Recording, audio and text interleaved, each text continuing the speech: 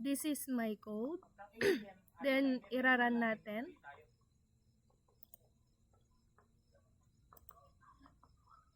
So, maglalagay tayo sa username ng Alexa. Sa password is Alexa29. Then, login. Login successful, then okay.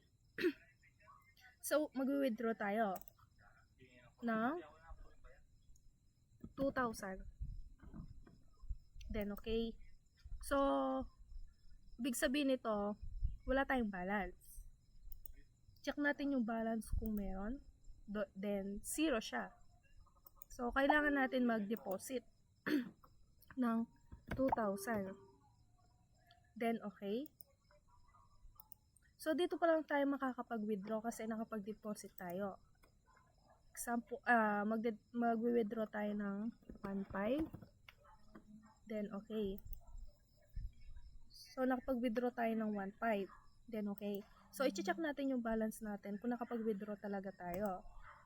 Then, yung balance na lang is 500. Then, magla-logout na tayo. Yes.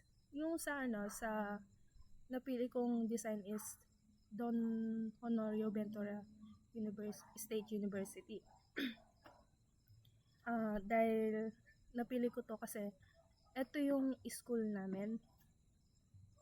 School namin na kung saan ako nag-aaral. Thank you.